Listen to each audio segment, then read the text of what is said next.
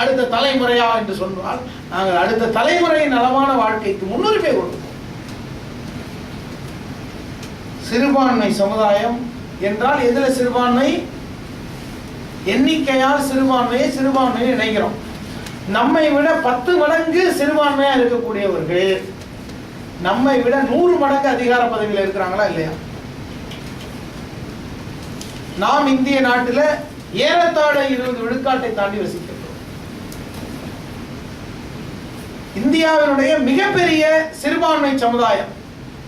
சிறுபான்மை சமுதாயத்திற்கான, அதாவது மொழி மத வழி சிறுபான்மையினருக்கான ஆணையம் ஒன்று நீதியரசர் ரங்கநாத் மிஸ்ரா அவர்கள் தலைமையிலே அமைக்கப்பட்டு பரிந்துரைகள் பெறப்பட்ட போது அவர்கள் தந்த பரிந்துரையில் முக்கியமான பரிந்துரை, அரசு பணி நியமனங்களில் 15 விழுக்காடு சிறுபான்மையினருக்கு ஒதுக்கப்பட வேண்டும்.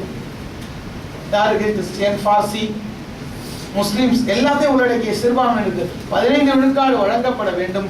அந்த 15 விழுக்காட்டில் 10 விழுக்காடு 10% முஸ்லிம்களுக்கு வழங்கப்பட வேண்டும். எவ்வளவு பெரிய சிறுபான்மை சமுதாயம்! சரி, ஆட்சி அதிகாரத்தில் அதிகமாக இருக்கக்கூடிய, ஆட்சி எந்த திசையில் பயணிக்க வேண்டும் என்பதை தீர்மானிக்கக்கூடிய நிலைமையில் இருக்கக்கூடிய உயர் சாதியினர், இன்னும் சொல்ல போனா பிராமண சமுதாயம், பிராமணர்கள் இன்னும் குறிப்பா சொல்ல போனா சித்பவன் பிராமண சமுதாயம் 1% தான், அது கூட இல்லை. எண்ணிக்கையால் சிறுபான்மையினராக இருந்தால் பின்னடைந்து போய்விடுவோம் என்பது உண்மையாக இருக்குமே. ஆனால் நம்மை விட 10 மடங்கு சிறுபான்மையாக இருக்கக்கூடியவர்கள் எந்த பதவிக்கு வந்திருக்க முடியாது. நீங்க தயவு செய்து சிந்தித்து பாருங்கள். எண்ணிக்கை சிறுபான்மை தான் ஜனநாயகத்தில் ஒரு பெரிய அபாயம்னு சொல்றாங்க. இந்திய நாட்டின் சட்ட திட்டங்களை வகுக்கும் பொழுது, கண்ணியமிகு காகிதம் இல்லத்தவர்கள் நம்முடைய உரிமைகளுக்காக குரல் கொடுத்து போராடும் பொழுது சொந்த சமுதாயத்தினர் கூட அவருக்கு தோள் கொடுக்காமல் விட்டு ஓடிவிட்டார்கள். தனி மனிதராக என்று போராடினார். அப்பொழுது ஜனநாயகம் என்கின்ற அமைப்பு குறைபாடே இல்லாதது அல்ல, குறைபாடு குறைவாக உள்ள ஒரு ஏற்பாடு என்று ஐயா பழக்கருப்பையா அண்மையில் ஒரு கட்டுரை எழுதியிருந்தார்.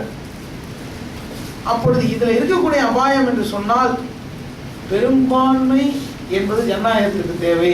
ஆனால் பெரும்பான்மை வாதம், மெஜாரிட்டேரியனிசம் என்று சொல்லக்கூடியது, சிறுபான்மையினருடைய உரிமையை நசுக்கி விடாத பாதுகாப்பு ஏற்பாடுகள் இந்தியாவுடைய அரசியல் சாசனத்திலே செய்யப்பட்டன. அப்படி பார்த்த எண்ணிக்கையில் நாம் சிறுபான்மையினர் தான். சிறுபான்மையினராக இருப்பவர்கள் அந்த எண்ணிக்கை குறைபாட்டின் காரணமாகத்தான் முன்னேற முடியவில்லை என்று சொன்னால், நம்மை விட பல மடங்கு 10 மடங்குக்கு மேல சிறுபான்மையா இருக்கக்கூடிய, பெயர் குறிப்பிட்டு சொல்ல வேண்டும் என்று சொன்னால் பிராமண சமுதாயம், எப்படி மிகப்பெரிய அளவிலே அவர்கள் ஆட்சி அதிகாரத்தை தீர்மானிக்கிறார்கள், தொழில்துறையை தீர்மானிக்கிறார்கள், கல்வியில் முன்னணியிலே இருக்கிறார்கள். என்ன காரணம்? ஆண்டாண்டு காலமாய் செய்யப்பட்ட சதிகள், அதையெல்லாம் ஒரு பக்கம் விட்டுருங்க. சதிகள் செய்தது உண்மைதான், இன்றைக்கும் சதிகள் நடப்பதெல்லாம் உண்மைதான். ஆனால் அதை மீறி வெல்லக்கூடியதற்கான வாய்ப்புகளை அல்லாஹ் நமக்கு வழங்கி இருக்கிறானா இல்லையா? இருக்கிறது. அப்பொழுது சிறுபான்மை என்பது எண்ணிக்கையை வைத்து தீர்மானிக்கப்படுவது அல்ல, விளங்கிக்கணும். ஆளுகின்ற இடத்தில் இருக்கின்ற பலத்தை வைத்து தீர்மானிப்பது. எண்ணிக்கையை வைத்து பார்த்தா அவங்க மிகப்பெரிய சிறுபான்மையினர், அது இன்னும் மீச்சிறுபான்மையினர். இந்தியாவின் மிகப்பெரிய ஒரு சமுதாயம் முஸ்லிம் சமுதாயம். உலகிலேயே அதிகமாக முஸ்லிம்கள் வாழ்வது இந்தியாவிலே. அதற்கு எப்படி இந்த வாய்ப்புகள் எல்லாம் தள்ளி போகின்றது? உதாரணத்துக்கு பிரதமருடைய 15 அம்ச திட்டம்னு ஒன்று கொண்டு வந்தாங்க. அது முஸ்லிம்களுடைய முன்னேற்றத்திற்காக, சிறுபான்மை மக்களுடைய நலனுக்காக தீட்டப்பட்ட திட்டம். நான் நிறைய விஷயங்கள் எடுத்துட்டு வந்திருக்கேன், நேரத்தின் அருமை கருதி நான் சுருக்கமாக சொல்லிவிடுகின்றேன். அந்த திட்டம் 99 விழுக்காடு முஸ்லிம்களுக்கு தெரியாதுன்னு சொன்னா உண்மை. நம்முடைய உரிமைகள் என்ன என்பதை உணர்ந்து கொள்ளாமல் நாம் இருக்கின்றோம். நம்முடைய கடமைகள் என்ன என்பது மறந்து விடுகின்றோம். அரசாங்கத்திடம் திட்டம் இருக்கின்றது, அந்த திட்டத்தை செயல்படுத்தக்கூடாது என்கின்ற திட்டமிட்ட சதி மனப்பான்மை ஆட்சியின் சக்கரத்தை இயங்கக்கூடியவர்கள் இருக்குது. உதாரணத்திற்கு சிறுபான்மை மாணவர்களுக்கு pre matric scholarship, post matric scholarship 2 திட்டம் இருக்கு. அந்த திட்டம் பல்லாயிரம் பல லட்சம் மக்களுக்கு போய் சேர்வதற்கு தமிழ்நாடு முஸ்லிம் முன்னேற்ற கழகம் பாடுபட்டு நிறைய பேரை நம்ம அலுவலகத்தில் உட்கார்ந்து அந்த ஃபார்மை ஃபில்அப் பண்ணி பல கல்லூரிகள் பல பள்ளிக்கூடங்களுக்கு அந்த தகவலே தெரியாதுன்றோம். எங்களுக்கு சர்க்குலர் வரலங்க அப்படின்னு சொன்னா இந்த சர்க்குலர் இருக்குது, நாங்கள் டவுன்லோட் பண்ணி தரோம், இந்த சர்க்குலர் இருக்கு, நீங்க பேசுங்க கலெக்டர்கிட்ட, சட்டப்படியான உரிமைகளை மறுக்காதீங்க, மறுத்தீங்கன்னா நாங்கள் அடுத்த ஸ்டெப் எடுத்து வைக்க வேண்டி வரும் என்று சொல்லி பல பேர் உண்மையிலேயே அறியாமையில் இருந்தவர்கள் எல்லாம் அதை பேசி வாங்கி கொடுக்கக்கூடிய நிலைமை உருவாக்கணும். ஆனால் அந்த திட்டமே செயல்படுத்தப்படாத மாநிலம் குஜராத். இப்ப நீங்க புரிஞ்சுங்க, மற்ற திட்டங்களுடைய நிலைமை மிகச்சிறிய விஷயம். பள்ளிக்கூடத்தில் படிக்கிற ஏழை பிள்ளைகளுக்கு சிறுபான்மை மக்கள் ஏன் அது போடுறாங்க? மற்றவங்கள்ட்ட வரி வாங்கி உங்கள்கிட்ட தான் கொடுக்கணுமானா, எந்தெந்த மக்கள் என்ன விழுக்காடு இருக்காங்களோ அந்த அளவுக்கு நிதிநிலை அறிக்கையில ஒதுக்க சொல்லியிருக்குது. 15% பட்ஜெட்ல முஸ்லிம்களுக்கு ஒதுக்கணும். ஆனால் எந்த நேரத்தில் 1% தாண்டியதில்லை. 33 நாடாளுமன்ற உறுப்பினர்கள் நிலைமை மாறி 2004 30 ஆகி இப்ப 22 உட்கார்ந்துருக்கு. சிறுபான்மை நலனுக்காக ஒரு அமைச்சரை நியமிக்கிறாங்க, நஜ்மா அப்துல்லா. அமைச்சரா பதவி ஏற்ற உடனே அந்த அம்மா என்ன சொல்றாங்க? முஸ்லிம்கள் சிறுபான்மையினர் இல்லை, சொல்லிட்டு போ அப்படின்னு விட்டுற முடியாது. அதுக்கு என்ன அர்த்தம்? உங்களுக்கு சலுகைகள் இல்லை, சலுகைகள் அல்லது உரிமைகளே இல்லை. நமக்காக இருக்கக்கூடிய உரிமைகளை மறுப்பதற்கு நம்மிடமிருந்து கருப்பாடுகளை பெறுகிறார்கள். இதையெல்லாம் புரிந்து கொண்டு அடுத்த கட்டத்திற்கு சமுதாயத்தில் ஆன்மீக, அதை பற்றி தான் முன்னாடி பேசிட்டாங்க, அதனால விட்டுட்டேன். மார்க்கத்திலே அசைக்க முடியாத உறுதி கொண்ட இளைஞர்களாக இருக்க வேண்டும். கல்வியிலே மிகப்பெரிய ஈடுபாடு கொண்டவர்களாக இருக்க வேண்டும். ஏன்? வாட் இஸ் எஜுகேஷன் என்றால், education makes people easy to govern but difficult to drive.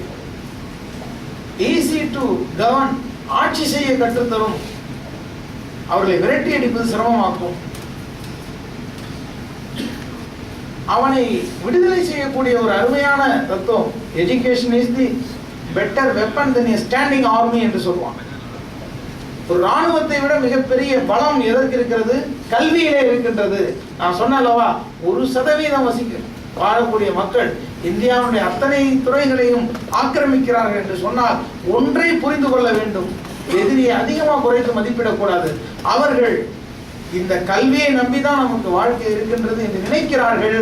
ஆனால் குல்ஹல் எஸ்தவில்லதீன யவலமூன வல்லதீன லாயலமூன், நபியே நீர் கேட்பீராக, கற்றவர்களும் கல்லாத மற்றவர்களும் சமமாவார்களா என்று சொன்னாங்களே, அந்த இறைவசனத்தை சுமக்கக்கூடிய மக்கள் பொதி சுமந்த கழுதைகள் என்று அல்லாஹ் குறிப்பிடுகிறானே, இறைவேதம் கொடுக்கப்பட்டும் அதை சிந்திக்காதவர்களாக மாறினோம். பல்துறை ஞானங்கள் இந்த மார்க்கத்தினரால் எடுத்து வைக்கப்படும் பொழுது காந்தத்தை நோக்கி வருகின்ற இரும்பு துகள்களை போல மக்கள் வந்து விடுவார்கள். ஏன்? சித்தாந்தமற்றவர்கள், சிந்தனை வளமற்றவர்கள், மனிதன் இழிவு செய்யக்கூடிய கொடுமைகளில் பாதிக்கப்பட்டவர்கள் நம்மில் அதிகம் அநேகம் பேர் இருக்கிறார்கள். இதோ மருந்து இருக்கிறது என்று சொன்னால் நோயுடவன் வந்து விடுவான். இதோ விடுதலை இருக்கின்றது என்று சொன்னால் அடிமைப்பட்டவர்கள் எல்லாம் அணிவகுத்து வந்து விடுவார்கள். இதோ உனக்கு வெளிச்சம் இருக்கின்றது என்று சொன்னால் இருளில் இருப்பவர்கள் எல்லாம் எழுந்து வந்து விடுவார்கள். நாம் வெளிச்சத்தை மறைத்து வைத்தோம், நாம் மருந்தை மறைத்து வைத்தோம், நாம் விடுதலையை மறைத்து வைத்தோம், அதனால் நாம் பாதிக்கப்படுகிறோம். அன்பு சகோதரர்களே, இந்த நிலைமைகள் எல்லாம் மாற வேண்டும். ஒரு புதிய லட்சிய சமுதாயம் தாயகத்திலே உருவாக வேண்டும். நீங்கள் வெளிநாட்டிற்கு வந்தீர்கள், உங்கள் வேர்வை சிந்தினீர்கள், உழைத்தீர்கள். ஆனால் இதற்கு அடுத்த தலைமுறை வர வேண்டும். அது இந்த நாடுகளை பார்வையிட்டு செல்வதற்கு விருந்தினராக வர வேண்டுமே தவிர அங்கே வாய்ப்பற்ற நிலைமையிலே வரவே கூடாது. சொந்த நாட்டிலே காலூன்றி நின்று நிமிர்ந்து வாழக்கூடிய வாழ்க்கையை அல்லாஹ் அவர்களுக்கு அருள வேண்டும். பிரார்த்தனை செய்யுங்கள். வருங்காலத்தில் ஒரு வளமான சிந்தனையில் உறுதிமிக்க லட்சிய எண்ணங்களை கொண்ட ஒரு சமுதாயத்தை உருவாக்குவதற்கு வல்ல நாயன் கிருபை செய்வானாக என்று கேட்டு, பெருமானார் ஸல்லல்லாஹு அலைஹி வஸல்லம் அவர்கள் தங்களுடைய வருகையை பற்றி சொல்லும் பொழுது நற்குணங்களை நிறைவு செய்வதற்காகவே நான் அனுப்பப்பட்டேன் என்று சொன்னார்கள். முல்லையம் காட்டில் வீசும் மோகன தென்றலை போல் நல்லியல் மனம் பரப்ப நாயகம் வந்தார் நெஞ்சே என்று GMS ராஜ் பாக்கவி அவர்கள் தன்னுடைய நெஞ்சில் நிறைந்த நபிமணி என்ற நூலிலே பாடுவார்கள். நல்ல இயல்புகள், நல்ல பண்புகள், நல்ல குணங்கள், இவற்றை ஒரு அடுத்த தலைமுறைக்கு கட்டமைக்க வேண்டிய கடமையும் ஒரு அரசியல் இயக்கத்திற்கு இருக்கின்றது. திமுகவுடைய மேடைகள் எல்லாம் மாலை நேரத்து கல்லூரிகள் என்று சொன்னார் அறிஞர் அண்ணா. இன்றைக்கு எந்த அரசியல் மேடை மாலை நேரத்து கல்லூரியா இல்ல, மாலை நேரத்து மதுக்கடைகளாகவே மாறிவிட்டன. அவர்கள் மயக்குவதற்காக பேசலாம், நாம் தெளிவுபடுத்துவதற்காக பேசுகிறோம். மெய் மறந்து கேட்பதற்காக ஒரு கூட்டம் வரலாம், ஆனால் மெய் உணர்ந்து கேட்கக்கூடிய கூட்டத்தை நாம் அழைக்கின்றோம். நாம் இருட்டு கிடக்கின்ற தேசத்திலே வெளிச்சத்தை கொண்டு வருவோம், விழுந்து கிடக்கின்ற தேசத்திலே எழுச்சியை கொண்டு வருவோம், மயங்கி கிடக்கின்ற இதயங்களுக்கு மருந்தை கொண்டு வருவோம். நாளைய சமுதாயம் லட்சியம் இருந்ததாக அமைவதற்கு நற்குணங்களும் நல்ல கல்வியும், கல்வி தேவைதான், ஆனால் குற்றவாளிகள் எல்லாம் நல்ல படிச்சவனா இருக்கிறான். அப்பதான் தெரியுது, the education without ethics can make a clever devils not the scholars என்று ஒரு அறிஞர் சொன்னார். அற உணர்வு இல்லாத கல்வி புத்திசாலியான பிசாசுகளை தான் உருவாக்குமே தவிர நல்ல கல்வியாளர்களை உருவாக்காது. கல்வி நிறுவனங்களிலே ஏராளமான பட்டங்களை பெற்று வருகிறார்கள், கல்வியை பெற்று வருகிறார்கள். ஆனால் சொந்த வாழ்க்கை சோபிக்கவில்லை என்று சொன்னால் அடிப்படையிலே இருக்கின்றது குறைபாடு. அந்த குறைபாடுகளை எல்லாம் நீக்கி அற்புதமான அற உணர்வு கொண்ட, ஏகனை தவிர எதையும் அடங்காத, லட்சியம் மிகுந்த ஒரு சமுதாயத்தை அமைக்க இன்ஷா அல்லாஹ் நாமும் பாடுபடுவோம். நம்முடைய முயற்சிக்கு வல்ல ரஹ்மான் வெற்றியை அருள்வானாக என்று பிரார்த்தனை நிறைவு செய்கின்றேன். வாஹிரு தஅவானா அல்ஹம்துலில்லாஹி ரப்பில் ஆலமீன். அஸ்ஸலாமு அலைக்கும்.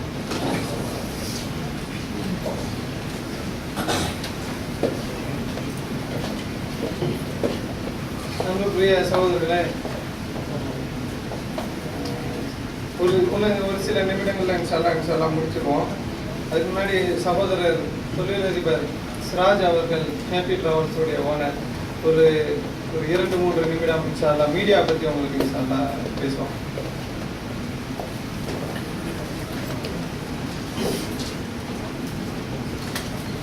அஸ்ஸலாமு அலைக்கும் வரஹ்மத்துல்லாஹி வபரகாத்துஹு. அஊது பில்லாஹி மினஷ் ஷைத்தானிர் ரஜீம். பிஸ்மில்லாஹிர் ரஹ்மானிர் ரஹீம்.